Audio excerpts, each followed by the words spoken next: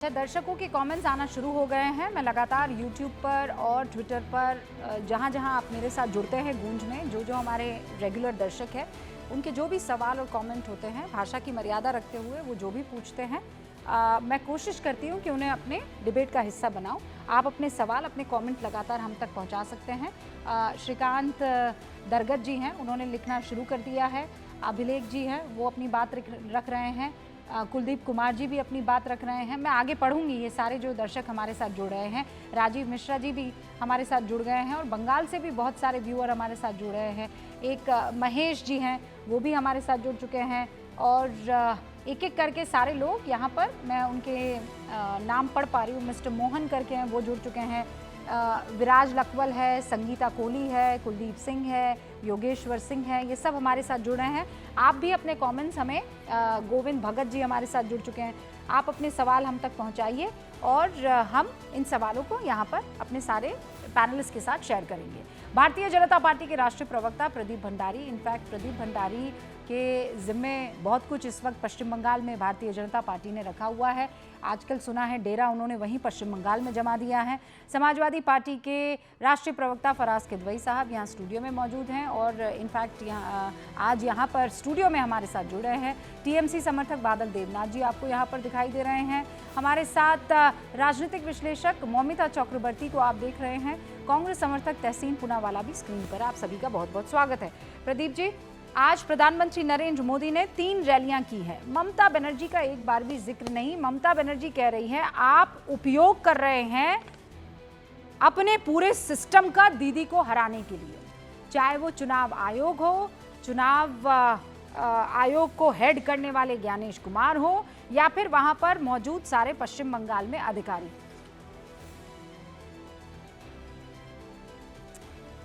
नहीं, आप अपना फोन एक बार अनम्यूट कर दीजिए प्रदीप जी, आपकी आवाज नहीं आ रही।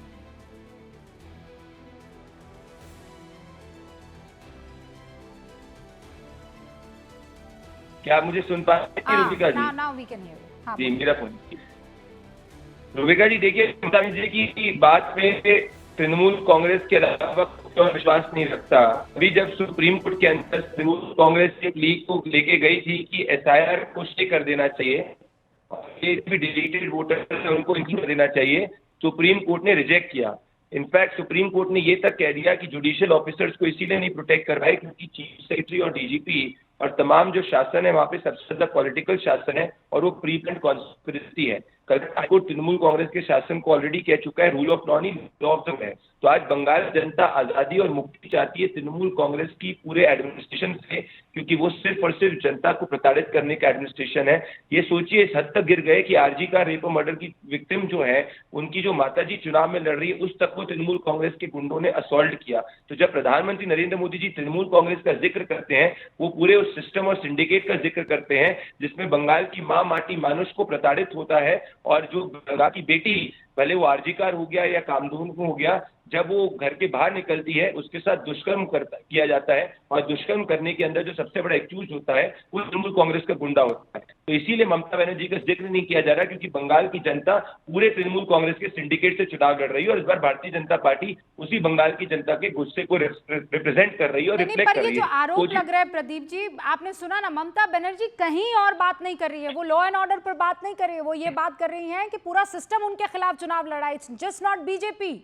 वो चुनाव आयोग पर बार बार निशान, मतलब जिसे चुनाव करवाने की जिम्मेदारी दी गई है, संविधान ने जिसे चुना है, वो उन्हीं को कटघरे में खड़ा कर रही है। वो कोई नई बात नहीं है। अभिषेक बैनर्जी ने तो एक स्टेटमेंट को इंडोर्स किया जिसमें सुप्रीम कोर्ट को कह रहे हैं कि सुप्रीम कोर्ट बिका हुआ सुप्रीम कोर्ट है और रिगिंग करने वाली बात सुप्रीम कोर्ट की कर रहे हैं, ऐसे स्टेटमेंट को रिट्वीट करते हैं। तो वही चुनाव आयोग के तहत ममता बनर्जी 2021 के चुनाव में पूर्ण बहुमत के साथ जीतती है और खुद की सीट हारती है। तो जब किसी के पास अपनी 14 साल की गवर्नेंस में, आपने ममता बनर्जी के स्पीच में एक भी ऐसी स्टेटमेंट देखा कि मैंने 14 साल में क्या किया, लेकिन वो ये नहीं बता पाई कि उन्होंने 14 साल के अंदर क्या किया। उससे झूठ बोलती बोलती बीजेपी के वर्कर्स का गला तोड़ देंगे, सर तोड़ देंगे, 4 महीने के बाद भारतीय जनता पार्टी जो करेगा उसको भुगतना पड़ेगा। तो सिर्फ डरा रही है, धमका रही है और भय पैदा कर रही है और इसी भय से मुक्ति का रास्ता भारतीय जनता पार्टी है। वापस आप देखिए, लौट के उसी बात पर आए हैं कि वो भय फैला रही है और भय से मुक्ति ही भारतीय जनता पार्टी को वोट करने का एक साधन हो सकता है। बादल देवनाथ, सुना आपने, कुल मिलाकर आप दोनों एक ही चीज पर वोट कर रहे हैं। ममता बनर्जी कह रही हैं मैं हूं तब आप लोग हैं, वरना ये एसआईआर करवा के सब कुछ छीन चुके हैं पहले ही। और बीजेपी कह रही है गिरेबान में झांकिए, लॉ एंड ऑर्डर को देखिए क्या आपने स्थिति कर दी है, महिलाएं सुरक्षित नहीं है।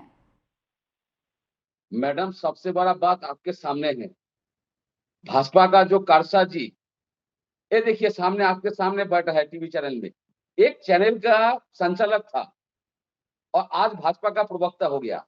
मैं सोच रहा हूं रूबिका मैडम कब ना भाजपा का प्रवक्ता बन जाए। सबसे बड़ा बात, मैडम बुरा मत सुनिए, मोदी जी यहाँ पर 3 रैली, आपने बोला 3 जनसभा किया है यहाँ पर। मोदी जी बंगाल के लोगों के लिए एक बार बोलो सब मिलके बोलो जय श्री राम, गैस का दाम 1000 रुपया, बोलो जय श्री राम, पेट्रोल का दाम 120 रुपया, बोलो जय श्री राम, डीजल का दाम 100 रुपया हो गया, बोला। और बंगाल में लगभग 2 लाख करोड़ रुपया का जो ड्यू है, 100 दिनों का काम का पैसा क्यों नहीं दिया 3 साल 4 साल से, और गरीबों के लिए आवास योजना का पैसा क्यों नहीं दिया, और कोरोना के समय में जो हजारों लोग जो मर गए, लाखों लोग जो मर गए, उसके ऊपर उन्होंने कुछ नहीं कहा। जो लोग पूरे देश को बर्बाद किया, वो बंगाल को, बंगाली संस्कृति को, बंगाली अस्मिता को बर्बाद करने का कोशिश कर रहा है वही मोदी जी। और ममता बनर्जी जो इलेक्शन कमीशन पर जो बोल रहे, मैंने 537 के ऊपर अधिकारी को ट्रांसफर करके, जिसके पास कोई मुख्य सचिव नहीं है, कोई सचिव नहीं है, कोई बीडीओ नहीं है, एसडीओ नहीं है, डीएम नहीं है, कुछ नहीं है, और यहाँ आके मोदी जी हम इससे बोले बंगाल का लॉ एंड ऑर्डर ठीक नहीं है, इलेक्शन कमीशन देख रहे हैं, हम लोग जीत जाएंगे। लॉ एंड ऑर्डर तो ममता जी के हाथ में नहीं है। ओके, लेकिन फिर भी ये लोग बात कर रहा है। एक तो मुझे जब अटैक करते हैं तो ध्यान रखिए, मुझे जब अटैक करते हैं तो ध्यान रखिए कि फिर उसके बाद you will have to get rebuttal. आप चुप हो जाइए बादल देवनाथ, गरजिए मत। सुन लिया मैंने आपको, जो आप क्या हुआ मैडम, क्यों दम मैडम? आप सुनिए मेरी बात। आते ही पहले आपने क्या कहा कि एक यहाँ पर प्रवक्ता बैठा है जो कभी एंकर हुआ करता था, और उसके बाद आप सीधा मेरी तरफ आए। ये सागरिका घोष क्या करती थी? कौन है सागरिका घोष? हाँ, ये कुणाल घोष कौन है? शर्म नहीं आती है आपको? यहाँ बैठकर मेरे साथ बदतमीजी कर रहे हैं। खुद के गिरेबान में झांक कर देखा है क्या कर रही थी वो? कौन थी सागरिका घोष? राज्यसभा सांसद किसने बनाया? रूबिका लियाकत ने बनाया कि प्रधानमंत्री नरेंद्र मोदी ने बनाया कि राहुल गांधी ने बनाया? बदतमीजी करते हैं आप यहाँ बैठकर कि रूबिका लियाकत प्रवक्ता बन जाएगी। हाँ, और यही बेहूदगी आप कर रहे थे। वो कौन है सागरिका घोष? माफी मांगिए अभी, माफी मांगिए अभी, ऐसे क्यों चिल्ला रहे? माफी मांगिए अभी। मेरे साथ बदतमीजी मत करना। मैं अगर आपको तमीज के दायरे में रहकर बुलाती हूं और तमीज के दायरे में अगर आपसे सवाल जवाब करती हूं, इसका मतलब ये नहीं है कि आप मेरे गुस्से का, मेरे सब्र का इम्तिहान लेंगे और मेरी डिग्निटी और इंटेग्रिटी पर सवाल उठाएंगे। कौन है सागरिका घोष? और अब मुंह खोलिएगा तो सिर्फ उस पर निबंध बोलिएगा, वरना तैयार रहिएगा एक और रिबटल के लिए। कौन है साकेत गोखले? कौन है साकेत गोखले? क्या करते थे वो? मैडम कौन है सागरिका घोष? क्या करती थी वो? शांत हो जाइए मैडम, आंसर दे रहा हूँ। बदतमीजी करते हैं यहाँ बैठकर। हम लोग अपना काम करते हैं तो आप हम पर आरोप लगाते हैं और मलाई खिलाते हैं वहां पर दूसरे लोगों को। क्यों? वो क्या कर रहे थे? आप लोगों की नौकरी बचा रहे थे? मैं क्या कर रहे थे जब एंकर की कुर्सी पर बैठे थे? मैं आज आपसे सवाल पूछती हूँ। मैं लेफ्ट के समय में किसी का धमकी नहीं सुना। हाँ, और आपको लगता है रूबिका लियाकत यहाँ बैठकर आपकी धमकी सुनेगी? सुनिए, आपके जैसे गरजने वाले बादलों को ऐसे निपटा देती हूँ सर में। ठीक है, मैं बरसना भी जानती हूँ और गरजना भी। मेरे साथ जबरदस्ती का पंगा बॉस लेना मत, और मेरी इंटेग्रिटी पर सवाल उठाना मत। मैंने कोई ऐसा आपसे सवाल नहीं पूछा कि आपको लगे मैं बिलो द बेल्ट हिट कर रही हूँ। सिंपल सवाल करती हूँ और बदतमीजी पर उतर आते हैं, पर्सनल आक्षेप लगाने लगते हैं। ये आपका नया काम शुरू हो गया है। बताइए मुझे, कौन है सागरिका घोष? कौन है गोखले? बताइए मुझे अभी। टीएमसी ने क्यों चुना उनको? Tell me right now, tell me right now, who is she? Who was she? Who was she? Who was she? कौन थी वो? कौन थी वो? और क्यों चुना टीएमसी ने उनको? मैं आपको इज्जत करता हूँ। आपको इज्जत, मुझे इज्जत नहीं, मुझे फैक्ट बताइए अभी। मतलब ये नहीं है आपने काहे मुझे छेड़ा? काम करने का काहे बात मुझे छोड़ दीजिए छेड़ा? मैडम। जबरदस्ती मैं मेरे काम करने का इंटेग्रिटी बात पर छोड़ सवाल दीजिए क्यों मैडम। खड़ा किया आपने? मैं किसी डू का यू किसी डू का यू बात इवन ऐसे नो नहीं मी सुनता पर्सनली? मैडम। जानते हैं मैं मुझे सम्मान आप? करता हूं, सम्मान यहाँ दीजिए। बैठकर बोल रहे हैं सम्मान का कि मैं मतलब ये किसी नहीं दिन है फला आप की उल्टा प्रवक्ता बनाएंगे बनूंगी, मुझे। ताल ठोक के बनूंगी और उल्टा बता सीधा दूंगी मत बोलिए आपको। मैडम। खबरदार, उल्टा सीधा जब मैं मत अपना बोलिए। ईमानदारी से काम कर रही कोई हूँ, खबरदार बकवास नहीं मेरे है साथ मैडम। नहीं करेंगे आप, कोई बिल्कुल भी। खबरदार नहीं है। समझ गए आप? अब कोई मैं आगे खबरदार बढ़ नहीं रही है। हूँ और इस ये सवाल का जवाब मेरी लेते हुए, कौन है सागरिका घोष और टीएमसी ने जब कोई वो एक टिकट एक दी थी सवाल क्या करने का एक सोच कर तरीका दिया है था? आपका। नहीं, अगर अगर अगर आपको ये लगता सवाल है करके कि वो ये पत्रकार आपका नहीं थी, तो तरीका फिर है क्या सवाल थी, करने मुझे का। बताइए आप और आगे पढ़ा लिखा बढ़ूंगी। करके एक संचालक होके आप ऐसे बातें करते हैं लोगों के मैंने जो साथ। सवाल आपसे पूछा कोई उसका व्यक्ति जवाब को दीजिए और ऐसे आगे बढ़ेंगे। बातें करते हैं। आगे ये आगे सवाल का बढ़ेंगे। तरीका है आपका। मैं 10 बार आपको कह चुकी हूँ, अपना प्लीज पीछे गिरेबान मत बोलने झांकिए, की फिर मत किसी कीजिए। और का पकड़िए। नहीं नहीं और नहीं मत मेरे कीजिए साथ तो मैडम। ऐसा मत प्लीज कीजिएगा। Please Tehseen Poonawalla, it please has मैं become very easy for you guys. कभी चुनाव आयोग पर आरोप लगा देंगे, कभी पत्रकार पर चुनाव आयोग आप जो है आरोप लगा देंगे। जब आपका ना चले तो किसी को भी कुछ भी बोल दो आप। तहसीन पूनावाला, इस बार कांग्रेस के हाल ठीक नहीं लग रहे हैं, कहीं भी नहीं, ना 3 में ना 13 में। और दीदी कह रही है चुनाव आयोग हालात खराब कर रहा है। विविका जी, सबसे पहले तो आपके शो में शिरकत करने का मौका मिला, इसलिए आपका शुक्रगुजार हूँ। मैं टीएमसी का समर्थक नहीं हूँ, और लेकिन जिस तरह से इलेक्शन कमीशन का व्यवहार रहा है टीएमसी के साथ, जिस तरह का कल उन्होंने ट्वीट बाहर किया है, जिस तरह का उनका एक रवैया रहा है, मुझे लगता है वो चौंकाने वाला है। पॉलिटिकल पार्टीज, राजनीतिक दल, वो लड़ेंगे, वो एक दूसरे पर टिप्पणी करेंगे। जब एक संवैधानिक संस्था इस तरह की बात करे तो ये लगता है कि वो एक रेफरी नहीं, वो एक प्लेयर है। और एक चीज मैंने कल नोटिस की और बहुत आश्चर्यचकित करने वाली चीज थी कि जितने भी लोग इलेक्शन कमीशन को डिफेंड कर रहे थे, वो सब एक पर्टिकुलर आईटी सेल के लोग आवाज थे। तेज क्यों? करिए। हाँ, जितने भी लोग कल इलेक्शन कमीशन को डिफेंड कर रहे थे, आईटी सेल के लोग थे। क्यों? क्या जरूरत है? चाहे वो भाजपा हो, चाहे कांग्रेस हो, चाहे टीएमसी हो, जो भी इस चुनाव का नतीजा मिले, संवैधानिक संस्था को आंसरेबल रहना चाहिए। अगर संवैधानिक संस्था इस तरह की टिप्पणी करेगी कि राजनीतिक दल पे, क्या वो ठीक है? फिर आप पूछोगे कि क्या राजनीतिक दल को टिप्पणी करना चाहिए? बिल्कुल, ये अधिकार है उनका, एक लिहाज होना चाहिए, एक दायरा होना चाहिए, मैं इससे इत्तेफाक रखता हूँ। बट इस तरह की बातें ज्ञानेश्वर कुमार जी को बिल्कुल शोभा नहीं देता। दूसरी चीज, ये बहुत इत्तेफाकन बात है कि जितने भी नाम कटे, क्योंकि आपने इंट्रोडक्शन में कहा, मैं वो एक पर्टिकुलर रीजन से कटे जहां पर टीएमसी ने स्वीप किया। कहने का तात्पर्य बीजेपी का है कि मुसलमान है, बांग्लादेशी है। ठीक है, मैं ये बात मान लेता हूं। ये बात अगर मान लेते कि इतने सारे नाम, ये 60 लाख करीबन नाम जो कटे, इसमें से ये बांग्लादेशी मुसलमान थे, तो मेरा आपसे आग्रह है, मेरा आपसे सवाल है, ये लोगों को हाथ कड़ी पहनाकर इनको देश के बाहर क्यों नहीं निकाला गया, रूबिका जी? क्योंकि अगर कोई घुसपैठिया है, इलीगल है, ये तो हम भी मानते हैं, तो दे शुड बी अरेस्टेड। अब तीसरी बात पे अपनी बात समाप्त करता हूं।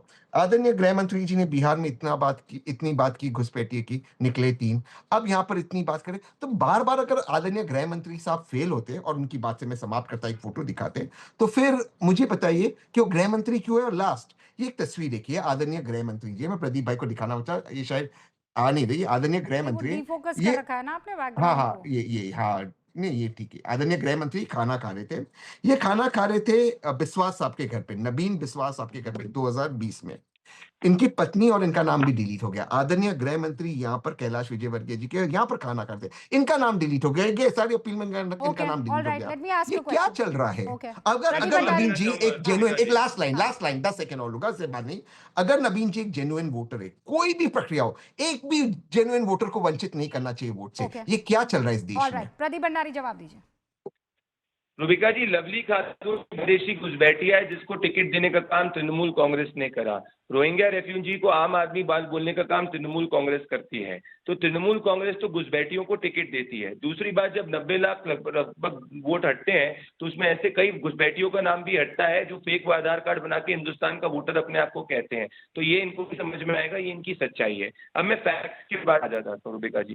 फैक्चुअल बात यह है कि आज की तारीख के अंदर तृणमूल कांग्रेस पिछले 15 साल में उसने क्या करा, उसकी एक बात नहीं कर रही। तृणमूल कांग्रेस तो ये तक कहती है कि 1 मिनट के लिए आप 30 सेकंड के लिए पुलिस को हटा दो, मैं हूं इसीलिए हिंदू कम्युनिटी बंगाल के अंदर बची हुई है। तो आज तृणमूल कांग्रेस बंगाल के अंदर बंगाल के हिंदू समाज को डरा रही है, धमका रही है। और बंगाल की बेटी जिसका रेप हो गया था, उसकी मां जब कंटेस्ट करती है तो उसको जाके असॉल्ट कर रही है। तो आज तृणमूल कांग्रेस तो बंगाल के अंदर एक उत्पीड़न का सिंबल बन चुकी है और आज उसके ऊपर कोई बात नहीं। हम तो बात कर रहे हैं बंगाल को उत्पीड़न से पर तो आजादी बात देने हो की, जाएगी, वो तो उत्पीड़न से आम मुक्ति आदमी देने करेगा। की। पर चुनाव आयोग के तो लिए क्या जो तो दो चार चुनाव चीजें, वो नाम बता रहे हैं ना, वो फोटो बता रहे हैं, उनके यहाँ खाना खा रहे थे, उनका नाम भी कट गया, फला का नाम भी कट गया, इसका नाम भी कट गया। तो क्या ये सुप्रीम कोर्ट, तो रुबिका जी क्या है सुप्रीम कोर्ट में विश्वास नहीं करेंगे? सुप्रीम कोर्ट ने क्या कहा, जो डिलीटेड वोटर्स हैं उन सभी डिलीटेड वोटर्स को हम इसी बात पे नहीं रख सकते just because they are deleted. ये जाके सुप्रीम कोर्ट में क्या, अब इनको सुप्रीम कोर्ट में विश्वास नहीं, इनको सिर्फ सोनिया गांधी के कोर्ट में विश्वास है कि राहुल गांधी के कोर्ट में विश्वास है। सेकंड और उसके बाद फराज किदवई।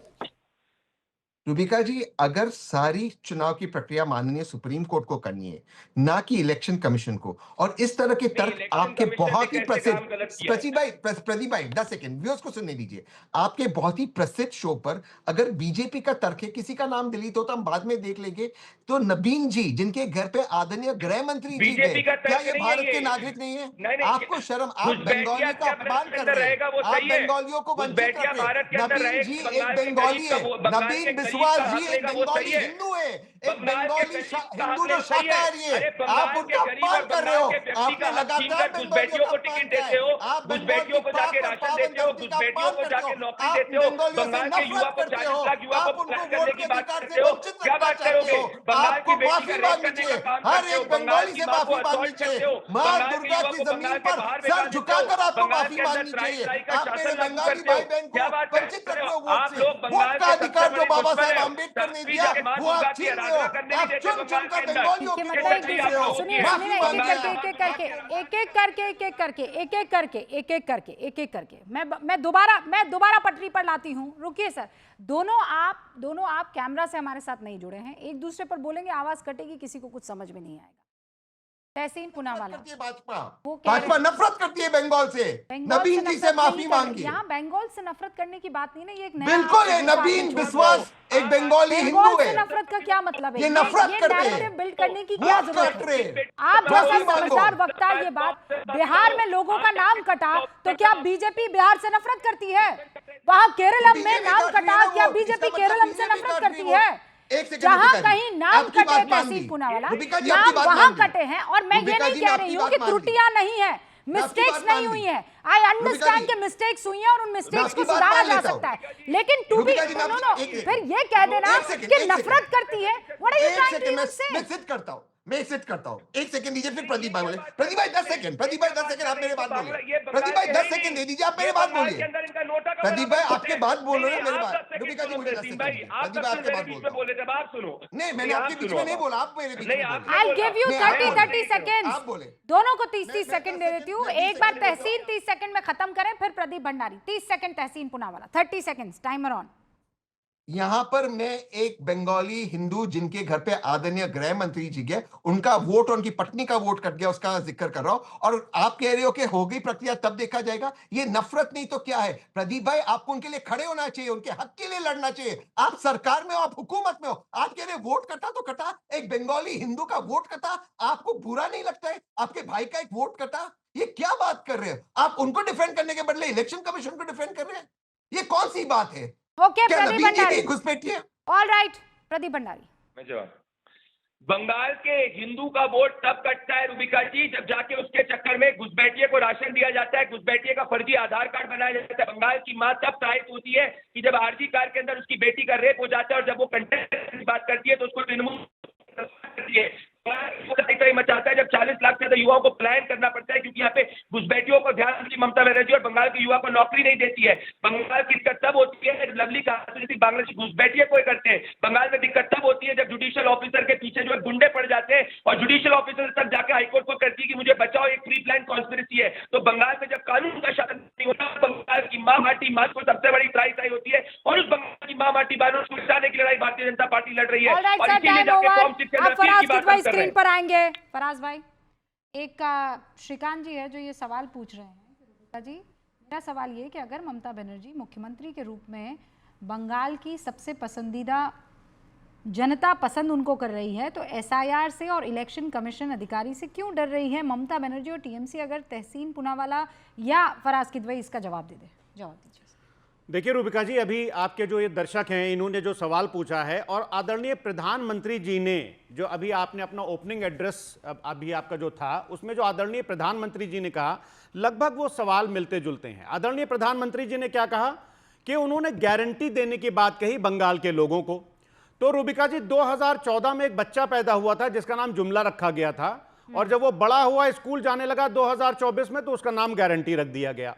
मैं तो ये बोलता हूं कि आदरणीय प्रधानमंत्री जी की जो टीम है वो बहुत ही कमजोर है, क्योंकि अभी असम में चुनाव हो रहे हैं और बंगाल में चुनाव हो रहे हैं, और शायद आदरणीय प्रधानमंत्री जी को यह पता नहीं है कि जो पर कैपिटा इनकम है असम की वो 1,60,000 भी नहीं है, टू बी वेरी स्पेसिफिक 1,59,185, लेकिन बंगाल की पर कैपिटा इनकम कितनी है? 1,81,184। ये कल के द हिंदू में निकला है, जाकर के आप लोग पढ़ लीजिएगा। असम में, बगल में ही असम है ना, इन्फेंट मोर्टेलिटी रेट कितना है? 31.9। बंगाल का कितना है? 19। और रूबिका जी, अभी आप क्राइम की बात कर रही थी ना, प्रदीप जी भी क्राइम की बात कर रहे थे और लॉ एंड ऑर्डर की बात आदरणीय प्रधानमंत्री जी भी कर रहे थे। मैं तो बोलता हूं कि महिलाओं के रहने के लिए वेस्ट बंगाल से ज्यादा सुरक्षित इस देश में और कोई जगह है ही नहीं, क्योंकि एनसीआर भी बोलता है कि सबसे ज्यादा रेप केसेस अगर कहीं हो रहे हैं तो राजस्थान में हो रहे हैं, जहां भारतीय जनता पार्टी की शासन है। उसके बाद में मध्य प्रदेश में हो रहे हैं, जहां भारतीय जनता पार्टी की शासन है। उसके बाद में महाराष्ट्र में हो रहे हैं। और आपको जान करके हैरानी होगी कि West Bengal is one of the lowest as far as the rape is concern. और अगर आप बात करेंगी महिलाओं की सुरक्षा की, तो उसमें क्राइम अगेंस्ट वुमन में उत्तर प्रदेश नंबर 1 पर आता है और वेस्ट बंगाल जाकर के बॉटम में आता है। दलितों की भी बात कर लीजिए। एक 20 सेकंड प्लीज, 20 सेकंड। अगर आप दलितों की बात करिएगा तो मिनिस्ट्री ऑफ सोशल जस्टिस की रिपोर्ट है ये, जो कि पार्लियामेंट में पेश हुई थी, कि उत्तर प्रदेश में दलितों के ऊपर सबसे ज्यादा अत्याचार हो रहे हैं। और अगर आप पर लाख दलितों की बात करिएगा जो अत्याचार हो रहे हैं, तो मध्य प्रदेश में 72, राजस्थान में 69, बिहार में 42.6 और वेस्ट बंगाल में 0.5। तो दलितों के ऊपर अत्याचार में तो बंगाल कम, महिलाओं के अत्याचार में तो बंगाल कम, पर कैपिटा इनकम में तो बंगाल ज्यादा। तो क्या बात करते हैं आदरणीय प्रधानमंत्री जी? अरे पहले असम की फिक्र करें जो कि हर पैरामीटर पर पिछड़ा हुआ है। दूसरी बात, इतना नहीं, अब 30 सेकंड, इतना एनसीआरबी का वो डेटा भी बताइए ना, सबसे ज्यादा पॉलिटिकल क्राइम कहाँ हो रहा है फराज भाई? नहीं आपने नहीं और हाँ नहीं, मैंने कहीं आपको रोका पॉलिटिकल नहीं, क्राइम टोका एनसीआरबी कैप्चर ही नहीं करता है। नहीं हाँ नहीं करता है। पॉलिटिकल क्राइम कहाँ होता है? चलिए नहीं तो करता वो कौन बताएगा? बताइए, डेटा बताइए। नहीं है, मतलब आप यहाँ पर ये कह रहे हैं कि there is no political crime. मैं ये कह रहा हूं कि भारत सरकार की बात कर रहा हूं। भारत सरकार की बात, मैं भारत सरकार की बात कर रहा हूं। अभी बुद्धि की बात कर रही हूं। बुद्धि की बात, बुद्धि नहीं होती है। भारत सरकार जो कह रही है, भारत सरकार जो कह रही है वो एनसीआरबी जो कह रही है वो हम मानेंगे। सवाल आपसे पूछ रही हूं, आप भी पढ़े लिखे आदमी हैं, अखबार सुबह से लेकर शाम तक आप कोई एक लाइन नहीं छोड़ते हैं, ये इसका वाउच कर सकती हूं मैं। मुझे ये बताइए, सबसे ज्यादा पॉलिटिकल क्राइम किस राज्य में होता है तहसीन भाई? माफ कीजिएगा फराज भाई, बहुत क्लियरली मुझे बता दीजिएगा। उत्तर प्रदेश में। उत्तर प्रदेश में जी। रियली? हाँ, और कौन करता है वो? भारतीय जनता पार्टी के गुंडे। रियली? अब आप ऐसा सवाल ही पूछ रही तो मैं क्या, अरे कोई डेटा तो हो तभी तो मैं बताऊं ना मैडम, या आप डेटा मुझे बता दीजिए। एक बात और मुझे कह लेने दीजिए, घुसपैठियों पर इन्होंने बोला था, प्लीज सुनिए। आप सबसे पहले आपने कहा एनसीआरबी ऐसा कोई डेटा नहीं पता लगाता है, ठीक है? मैं आपको बता दूं, एनसीआरबी पॉलिटिकल क्राइम को कवर करता है। तो बता दीजिए ना फिर मैडम, मैंने नहीं पढ़ा, आप बता दीजिए। ठीक है, पहली बात। दूसरी बात, पॉलिटिकल क्राइम में सबसे अव्वल दर्जे पर अगर कोई राज्य रहा है तो वो पश्चिम बंगाल रहा है। आपने यहाँ 1999 से लेकर 2016 के बीच सबसे ज्यादा पॉलिटिकल क्राइम अगर कहीं पर हुआ है, एनसीआरबी का डेटा कहता है वो पश्चिम बंगाल रहा है। ये तो अभी 2016 तक बोल रही हूँ, उसके बाद तो मैं आई नहीं हूँ, ठीक है? बिल्कुल क्लियर ये बात हो गई। अब हर साल 20 लोग मरते हैं पॉलिटिकल क्राइम में, हर साल। कहां पर? पश्चिम बंगाल में। लेकिन आपको उत्तर प्रदेश याद आ रहा है, आपको दीदी को कवर अप करना है, कीजिए, ये आपकी पॉलिटिकल स्टैंडिंग है, there is no doubt about it, I will stand by it. कि आप कह रहे हैं तो मैं एक बार के लिए, चूंकि आपका पॉलिटिकल ये इंक्लिनेशन होता है, आप ये बात कह सकते हैं। वो बैठी एक राजनीतिक विश्लेषक, जरा उनसे भी हम इस मसले पर चर्चा कर लेते हैं, क्योंकि जैसे ही आपने महिलाओं का नाम लिया, मौमिता चक्रवर्ती आगे आई और उन्होंने कहा, 10 सेकंड दे दीजिएगा, एक सेकंड, बस एक बार। मौमिता चक्रवर्ती, सुना आपने फराज भाई क्या कह रहे हैं? उन्होंने गिना दिए हैं एनसीआरबी के आंकड़े और कहा है सबसे सेफ अगर कोई जगह है, मैं तो कहता हूं तो वो हिंदुस्तान में। हाँ, अच्छा आप भी कह दीजिए ना। अच्छा, क्या मैं विदाउट इंटरप्शन कह सकती हूँ कुछ रूबिका जी? मैं बताना चाहूंगी फर्ज भाई को, हम इंटरप्ट नहीं कर रहे हैं, अब ये नेटवर्क इंटरप्ट कर रहा है। Moumita, get Moumita on. कलकत्ता में वहां पे कितने सारे हैं ठीक से? अब ठीक है, अब ठीक है। हेलो, आई मीन मेरी आवाज आ रही? अब अच्छा, आ रही है, अब। क्या है कि जब 1946 1947 में द ग्रेट कैलकटा किलिंग हुआ था बंगाल में, वहां पे कितने सारे महिलाओं को मारा गया था, उनका बलात्कार हुआ था, ये शायद इनके पास 1857 डेटा में भी नहीं चली नहीं जाइए। है। उस टाइम पे भाजपा ने ये नहीं करवाए उस थे टाइम ना। बनता ही एक नहीं सेकेंड था। भाई साहब, वो बीच में पहली बार नहीं, बोल रही हैं, बीच में रुकिए ना नहीं, फराज प्लीज भाई। डिसेंसी मेंशन कीजिए प्लीज। फिर मैं कहती हूँ कि जब लेफ्ट फ्रंट सरकार यहाँ पे थी, तब तस्लीमा नाज़रीन के पास भारत सरकार द्वारा वैलिड वीजा होने के बाद भी उनको कलकत्ता छोड़ना पड़ा था, क्योंकि जो इस्लामिक फंडामेंटलिस्ट प्रोटेस्ट हुआ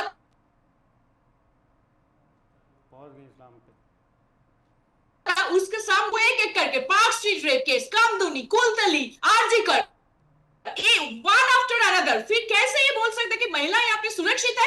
मैं बंगाल में रहती हूँ, मैं बंगाल से हूँ, मैं यहाँ पे रहती हूँ, यहाँ पे मेरा जन्म हुआ था, मेरे को पता है यहाँ पे, मैं जानती हूँ कि कैसे असुरक्षित है यहाँ पे महिला। अगर बंगाल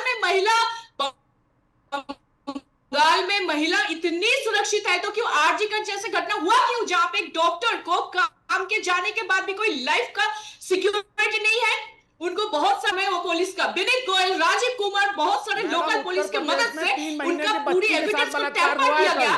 फिर जब सीबीआई आई थी, भैया सुनिए, अरे चुप रहिए, अरे सुनिए, मैं एक बात भी मैं रूबिका जी कहना चाहूंगी, मैं मानती हूँ कि बलात्कार जैसे घटना हर जगह में होता है, ये बहुत लज्जाजनक बात है, पर जहां पे होता है तुरंत एक्शन लिया जाता है, कहीं पे ऐसे टैंपर नहीं किया जाता है एविडेंस कट को। के रुक कर आ रही है, हम ठीक करवाते हैं, उसके बाद आते हैं। लेकिन प्रदीप भंडारी इसका जवाब देना चाह रहे हैं। प्रदीप, उसके बाद तहसीन आपके पास। प्रदीप और रूबिका जी, फराज भाई साहब। रूबिका जी, मैं एक एक करके जवाब दूंगा। दरअसल शायद से समाजवादी पार्टी के जो प्रवक्ता हैं वो समाजवादी पार्टी का जो शासन है उत्तर प्रदेश में उसकी बात कर रहे थे, क्योंकि 2012 में यूपीए शासन की एमएचए ने कहा था most unsafe UP under Samajwadi party. अरे देखिए, मैं 1945 में और एक चले गए 2012 में। बीच में नहीं बोले तो रुक जाएंगे ना। रूबिका जी देखिए, ये क्या, ये घबराएंगे, ये क्या इनकी दिक्कत क्या है कि घबरा। अब सुनिए, इनको डेटा कोट नहीं करना आता। असम की पर कैपिटा इनकम जब भारतीय जनता पार्टी ने शासन चालू किया था तब 44,263 थी। 10 साल के अंदर 1,85,000 हो चुकी है, मतलब 3 गुने से ज्यादा। बंगाल की पर कैपिटा इनकम 3.5 गुने से ज्यादा कम हो चुकी है। असम के अंदर पर कैपिटा इनकम बढ़ी है, बंगाल के अंदर पर कैपिटा इनकम घटी है। बंगाल जो है देश जब आजाद हुआ था, मैंने गलत नहीं कोट करने दूंगा मैं। कॉन्ट्रीब्यूट करता बढ़ी है, मैं मान लूंगा, कम नहीं हुई है। 30% कॉन्ट्रीब्यूट करता है, डबल से ज्यादा हुई है 2013-14 में। चलिए रूबिका जी, भैया, आसाम की पर कैपिटा इनकम देश के जो सारे स्टेट्स हैं 23 का सर्वे हुआ जिसमें 18वें नंबर पर है। क्या बात कर रहे हैं आप? न्यूज़ 18 के दर्शकों को गुमराह कर रहे हैं। 13-14 में 44 और साबित करिए जो आप बोल रहे हैं कि बंगाल की पर कैपिटा इनकम कम हुई है। बताइए किस रिपोर्ट में लिखा हुआ है? बताइए। नहीं, आप माफी मांगिए। माफी आप मांगिए, मैं तो सामने रखा हूं। साबित करिए, आप साबित करिए कि बंगाल की पर कैपिटा इनकम कम हुई है। हालत खराब करती थी सफाई के अंदर, नाच गाना करने के लिए आप जाने जाते। अरे नाच गाना तो आप पूरे देश में कर रहे हैं, पूरे देश को आप नचा रहे हैं। क्या बात कर रहे हैं आप? आज की तारीख में किसान जो है वो खुदकुशी कर रहा है, नौजवान नौकरी नहीं मिल रही है, नचा आप रहे हैं पूरे देश को। बस सफाई को लेकर के चले जाते हैं। किसी बात का आपके पास जवाब है? तुम पंचर लेते हो, तुम पंचर जोड़ा करते थे, ये तुम्हारी स्थिति है। और तुम्हारे जो नेता है ना, वो जा झुके क्या आगे तू तड़ाक पे, आगे तू तड़ाक पे, आगे यही सीखा है ना, यही भारतीय जनता पार्टी सिखाती ना, तू तड़ाक पे आगे। वैसी भाषा करूंगा, जैसा व्यक्ति वैसी भाषा। ये कैसा व्यक्ति? क्या व्यक्ति? मैंने क्या बोला आपको? वही है रूबिका, आपकी डिबेट है, बताइए मैंने इनको क्या बोला? कैसा व्यक्ति का क्या मतलब हुआ? ये आपकी डिबेट है, प्लीज इंसाफ करिए मेरे साथ। करने की बात चीज ये इंसाफ करना पड़ेगा। झूठ डेटा नहीं कोट करेंगे। आपने झूठ डेटा कोट किया। मैं न्यूज़ 18 की रिसर्च टीम को कहना चाहता हूँ, अरे भैया, ये मैं रूबिका को दिखाई दे रहा हूँ, मेरे बगल में बैठा। फिर से एक बार रुकिए, दोनों सोर्स कोड कीजिए अपना, दोनों सोर्स कोड। भैया सुनिए, मैं सोर्स कोड कर रहा हूँ, द हिंदू। एक सेकंड, एक एक करके वेट प्रदीप वेट। हाँ फराज भाई, क्या है आपका? द हिंदू कल का अखबार है, उसकी हेडिंग है poll bound Assam trails in health and education indicators. उसमें लिखा हुआ है per capita net domestic product, bracket में लिखा हुआ है रुपीस का साइन है। Assam's value 1,59,185, Assam's rank out of 29 is 18, India average 2,05,324। लीजिए रूबिका, पढ़िए आप और एक्सपोज करिए कि आदमी झूठ बोल रहा है। आपने पढ़ा, आप प्रदीप भंडारी क्या बात कर रहे हैं आप? और ये आदमी का क्या मतलब हुआ? ये रूबिका ने आपको बोलना पड़ेगा बीच में। नहीं, क्या मतलब हुआ? सुनिए, जैसे वो कैसा जवाब क्या देंगे? क्या मैं गुंडा हूं या बदमाश हूं? सुनिए, काम डाउन। वो जितना भी गुस्सा था वो तो पहले ही उसमें निकल चुका है ना सर। रुक जाइए, मैं तो अपने डेटा रख रहा था ना, मैंने तो डेटा इनको आपने कुछ बोला रखा। नहीं। Pradeep ji, now please tell me, he is quoting a newspaper. RBI का डेटा असम पे, मैं भी हिंदू को कोट करूंगा, ये आधी अधूरी बात कोट करते हैं जिसमें हिंदू में पब्लिश हुआ है। मेरी बात ध्यान से सुनिएगा, मैं कंपैरेटिव डेटा की बात कर रहा हूं। ये रहा 1 जनवरी 2026 में आरबीआई का डेटा पब्लिश हुआ है। मेरी बात ध्यान से सुनिएगा। नेट स्टेट डोमेस्टिक प्रोडक्ट जो है 2013 में पर कैपिटा इनकम क्या थी? 2013 में बीजेपी का शासन नहीं था। मैं 2013 की बात ही नहीं कर रहा हूं। बोलने दीजिए, मेरे को बोलने दीजिए। नहीं, 44,263 थी 2013-14 में। 10 साल में ये 3 गुना से ज्यादा बढ़ के 1,85,000 हो गई। तो भैया 3 गुनी आसान हुई। बंगाल की 10 साल में दोगुनी हुई कि नहीं हुई बताइए? बंगाल की पर कैपिटा इनकम दुगनी हुई बताइए, खोलिए। बंगाल की पर कैपिटा इनकम 2013-14 में कितनी थी और आज कितनी है? सर मेरे पास तो मैं माफी मांगूंगा, ये कोट में असम की 3 गुनी हुई, बस बंगाल जो 30%। सर सुनिए, मैं चाहती हूँ अब आगे का होमवर्क जनता करे, और जिसको कोट फराज भाई आप कर रहे हैं उसमें बंगाल का पोजीशन रैंकिंग क्या है वो भी बता दीजिएगा। अभी आपने जो सेंटेंस की शुरुआत की थी उसमें ट्रेल लिखा था। What do you understand by trail sir? You tell me. मैंने बोला तो ट्रेल का क्या मतलब? मैडम बंगाल की 1,81,184 है पर कैपिटा इनकम, चेक करिए। और बंगाल और असम की 1,59,000 है। लेकिन मैं चाहती हूँ जनता जरा पीछे की तरफ जाए और उस सेंटेंस को सुने, सारा दूध का दूध पानी का पानी हो जाएगा। वक्त की कमी है सर। बहुत बहुत शुक्रिया आप सभी का। देखते रहिए न्यूज़ 18 इंडिया। गूंज देखने के लिए शुक्रिया।